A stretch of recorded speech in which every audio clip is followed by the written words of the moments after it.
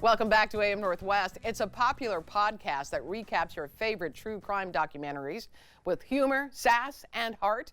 We welcome the hilarious co-creator and co-host of True Crime Obsessed, Patrick Hinds. Good to have you with us. Thank you for having me. This is so exciting. I love your show. Your Thank podcast is so good. And while we say it's filled with humor, even though we're talking about true crime, which is kind of bizarre. Yeah.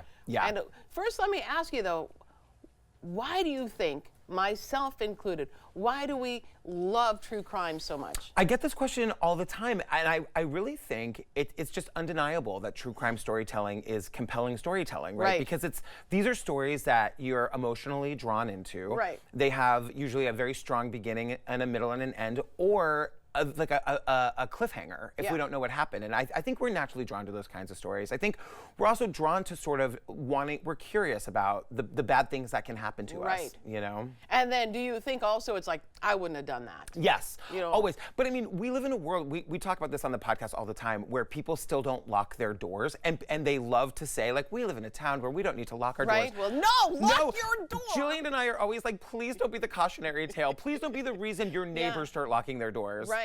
Are there shows that you, like, there were some original shows like Dateline, 2020, 48 Hours. Yes. Those tell really good stories, right? Yep. And you take from those as well, right? We do. We often cover full-length documentaries, and then when we do our bonus episodes, sometimes we'll look to the Datelines or the 48 Hours or whatever. And you know, Dateline's been around for forever, and they make it as a podcast now as well. Dateline is incredible storytelling. These people really care, and the thing about Dateline that's so interesting is they will follow a story for years. Yeah. So we just covered the Lori Vallow jailhouse interview with Keith Morrison. Wow. And they've, Keith you know, Morrison, he's the best. Really. Keith Morrison is a true crime canon. He's just absolutely the best. Yeah. So you were saying with that story, they were following the Lori Vallow story. Yeah, they've been following it since the beginning in 2020, I think is when it started. And you know, he has a rapport with her, and that's how he's getting her to talk, hoping that he's going to get her to really be honest about what she did. And you know, I'm also an unsolved mysteries nerd. Yes. Like, I grew up on unsolved mysteries because they would cover the Bigfoot cases or the UFOs, and Netflix recently brought it back, and it's a different format now, but it's like so good and so compelling. Unsolved Mysteries is probably my favorite. Yeah. Oh, wow. Yeah. Okay. Going to your podcast, I listened to one about the worst roommate ever. Yes. Which is talk about compelling. That's something else too. Well, and Netflix, when Worst Roommate Ever first came out, I was sort of like, I was wondering if it was going to be exploitive. It really isn't. There's Worst Roommate Ever and Worst Ex Ever. Yeah. And it is really telling the stories of survivors. And that's, I think, really where we're headed in the true crime genre, is this more victim-focused storytelling that's like true crime with a purpose. And so, you know, they've gotten really good at making these stories really interesting, but you're really getting the victim's perspective. And, and I think that's a really valuable thing that Netflix and a lot of the other streamers are starting to do. Well, and also not every victim comes across as the perfect person. Right. You know, like when you think about roommate Daryl. Yes, I think of that course. was his name, right? Yep, yep. That he was a roommate as well, but in the big scheme of things, he was the good roommate. Yes. And he starts out as a little wacky. Right, and that's the thing, is that there is no such thing as a perfect victim. You know, you shouldn't have to be a perfect person for us to care when something terrible happens to you, right?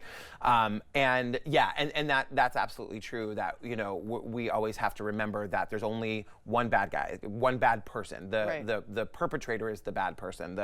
You know, it doesn't matter what the victim did. You know, it's we believe victims. Tammy and I were talking about how we talk to the TV, because we do. Of course. Do you do that as well? Of course. There was a time when Jillian and I, my co-host on True Crime Obsessed, were talking about, like, it's a terrible name. She does a great job, by the way. Jillian Pensavalli, if I could speak at the altar of Jillian Pensavalli for 2 minutes, she is the funniest, smartest, sassiest, like, most interesting woman. She's just so great. I love getting to work with her. But we were thinking at one point about changing the name of the podcast to Screaming at the TV, because that's really what this is. Yeah. And it's why we wanted to do it, because when we started making True Crime Obsessed, where we recap true crime documentaries, it was before this true crime documentary craze. We were just the nerds that loved documentaries. We're like, there must be other nerds out there.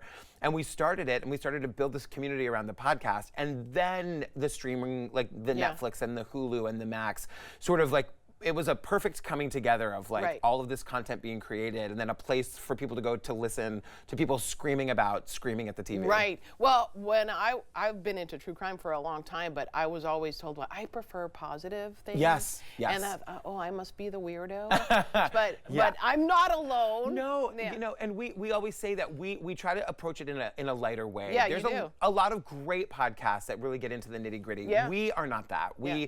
You know, we find the humor in the dumb DA or Right. the way the crime scene was mishandled. It's really us like laughing at ourselves for Right. being so angry about Right. these things. We obviously are victim focused. We're never making jokes at the expense of the crime or the victim. Right. We're just sort of screaming at the TV and, Right, and love finding it. ourselves funny about it. You and your husband are adorable, by Thank the you. way. Absolutely adorable. But even more adorable, your daughter, Daisy. Yes, yes. She's so cute. Oh my goodness, thank you. Look how cute. She just turned 11. Yeah. You know, this is, so I'm doing this one-man show right now. Right. I'm touring the country. I'm doing it tonight in Oregon at the Tomorrow Theater. Tomorrow Theater. And Tonight. Tonight at the Tomorrow Tomorrow Theater. Theater. But part of the story is talking about how our daughter came to us, and we adopted Daisy through foster care, and that was this like lovely, beautiful journey. Yeah. And she is just sassy and wonderful, and She likes to dress up, right? She loves to dress up, but we're talking gowns. She doesn't want like fancy dresses from Filene's. She wants like opera gowns. So we have this like little Mexican restaurant in our neighborhood that we go to all the time. She'll put on her tiara and her opera gloves Yeah. and her like red gown. I mean, she likes to make an entrance just like her daddy. Oh, I love it. You also, because we're big on dogs around here. Yes. You have the cutest dog. Thank you. His name is Golden. Golden. Like he is the cutest little thing. He's just like this lovely, wonderful little. His dynamic with my husband is actually the funniest thing because my husband's not really a dog person, but Golden is just constantly trying to seek the approval of my husband, and my husband is just kind of like leave me alone, and then but Daisy like is obsessed with Golden, and Golden doesn't really want much to do with her, so it's this constant rotating. Everybody's chasing everybody around the house for attention. It's wild. So at the show tonight, Yes. at the Tomorrow Theater, what do you do exactly? So it's a 1-hour show. It's a mashup of two stories. I tell the story of a night that I spent with Golden Girls icon B. Arthur. Oh, B. Arthur. Yes. Okay. So I was in college. She came to my college to get an award. I was asked to be her handler for the weekend. I How was obsessed exciting. with her. Yeah. She hated me. On site, she got drunk and yelled at me and made fun of me for the whole night. But it was, looking back, it was all my fault. I was just too eager, and B. Arthur did not respond to that. And we have this amazing drag performer playing B. Arthur from Beyond the Grave via video. So that's a mashup with me sort of like watching the Golden Girls, waiting for our daughter to be like delivered to us. Oh, how sweet. And then after that, we just kind of go to the bar for an hour and we hang out and make new friends. It's one part, let me make you laugh for an hour, and one part, like, let's come together and make new friends and meet new people in our area. And we're just having the best time doing it. I'm still thinking B. Arthur got drunk and she... We went to a pizzeria Uno. She had what she likes to drink, her double absolute citron neat. She just kind of hated the schedule that the school had planned for her for the weekend. She thought it was my fault. I kept trying to get her to like me. The more I tried to get her to like me, the more she drank. Kind of like the dog and your husband. See, there are themes here. There are themes. Exactly. We'll put information for everyone on our website about where you'll be tonight at the Tomorrow Theater. And thank you so much, Patrick. Thank you for having me. Great to get to know you. True Crime Obsessed. Listen to it. It's hilarious. We'll be right back with more AM Northwest. Don't go away.